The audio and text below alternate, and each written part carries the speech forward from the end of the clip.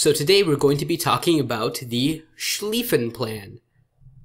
And the Schlieffen Plan was perhaps one of the most important military documents of the First World War, and it was certainly the most important as far as German military strategy was concerned in the early part of the war. So what was the Schlieffen Plan? Well, the Schlieffen Plan was the overall military strategy of Germany to kind of win the war very quickly and kind of resolve the issue of having a two-front war. And you can kind of see a map of how it will work here. But I'll get into the nitty-gritty details a little bit later. So if you look at a map of Europe in the early 20th century, we will find that Germany is in a bit of a predicament, and in that predicament is a potential two-front war. And this two-front war would mostly be engaged against Russia and France. And each of these countries were very different in regards to how their militaries worked. Russia had a very large military and almost inexhaustible supply of men, but it was also slow to mobilize. And Count von Schlieffen, the author of the Schlieffen Plan, estimated that it would take approximately 6 weeks for the Russians to mobilize and to kind of be able to attack Germany. But what Schlieffen attempted to do was kind of knock out France and then circle back around and engage Russia in those 6 weeks. So France, even though it was a much more modern military than Russia, it was nowhere near as large, and it was significantly weaker than the German military. However, France did have an extensive series of forts, especially along the border with Germany here in this region known as Alsace-Lorraine. So attacking France through this region would be unfeasible because the German forces would simply get destroyed because of these strong forts. So what Schlieffen tried to do, or Schlieffen planned to do, was engage France by going through Belgium. And by going through Belgium, he tried to avoid these forts and kind of circle back around and take Paris, and then circle around and destroy the French forces along the border here, because Schlieffen estimated that the French would try to take back this territory from Germany as in the Franco-Prussian War. Germany took this little sliver of land here from France. So you can read about that if you want. But so what Schlieffen tried to do was kind of circle back around, do this really large enveloping maneuver, and kind of destroy France before the Russians could really get involved.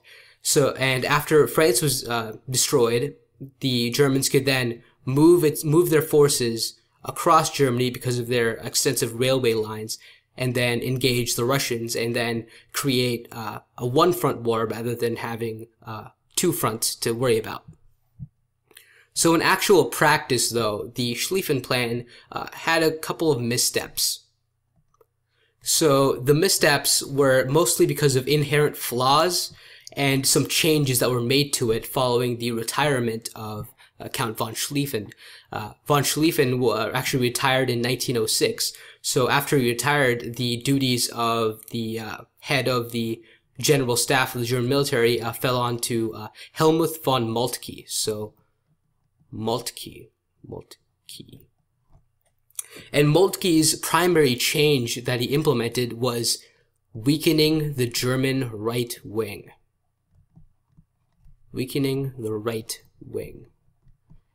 And the right wing, and I'm not talking about politics here, the right wing was this group of German forces that would kind of move through Belgium and then attack the French. And by doing so, he weakened the right wing and he strengthened the left wing. So strengthened left wing. And he did this because he didn't really want to sacrifice any territory to France, because France would be attacking along the border, and the left wing was responsible for protecting that border. So now we have this weaker right wing responsible for the main offensive, and by doing so, he kind of declawed the German advancing force. And this resulted in a situation where Germany simply did not have enough men to kind of win a decisive battle, as would be fought in the Marne. But that is not to say that Moltke was responsible for the failure of the Schlieffen Plan. The plan itself had some inherent flaws, and those flaws were mostly down to logistics. And it was mostly down to logistics because this was a very fast and very large military maneuver. And since it was very fast and very large, it required a lot of mobility. And mobility was something that technology at the time really did not provide a lot of in terms of a military. There weren't really that many cars. There really weren't that many, technological advances necessary to make this very large, very fast movement into northern France viable. And the logistical aspect also applied to men because Schlieffen wanted more men than were actually present in the German military at the time the war broke out. So when the actual war did break out, we have the Battle of the Marne. So the Germans in the beginning of the war actually were doing very well. They managed to advance through Belgium into northern France with little to no hiccups. And by September 5th of 1914, they found themselves on the Marne River within 30 miles of Paris. However, this is when the issues regarding the Schlieffen Plan began to come about. Because they were moving so fast and because the logistical problems of the Schlieffen Plan were so apparent, the German First Army, so right around here, found themselves overextended, and that's when the French decided to strike. And by doing so, it caused so the French are going to be blue here. So the French decided to attack the flank of the German First Army. So what the First Army was forced to do was kind of turn around and engage the French forces. And what this created was a really big problem, and that problem was that it created a major gap. So this major gap between the German First Army and the German Second and Third Armies. And this is what the Allies attempted to exploit, and they did exploit by attacking through this gap and kind of outflanking the Germans and causing them to retreat across the Aisne River. So the Germans are now retreating, and they now have entrenched themselves along the Aisne River by the time the Battle of the Marne has ceased. And this was the first real military failure of the Germans in regards to the First World War, and kind of precipitated into what would become known as trench warfare and the famous bloody trench battles of the Western Front. So you can kind of see how long and how extensive this line was in regards to northern France. So consequences. So as I mentioned before, Schlieffen didn't really care about politics. So when the Germans invaded Belgium, Belgium was a guaranteed, let me do a different color. Belgium was a guaranteed neutral power. However, by invading through Belgium, Germany was violating that neutrality. So neutrality violated. And by violating the neutrality, it basically forced Britain, who really could care less about a continental war prior to the invasion, to enter the war, because Belgium was kind of in Britain's sphere of influence, and Britain was kind of forced to protect its honor in regards to international politics.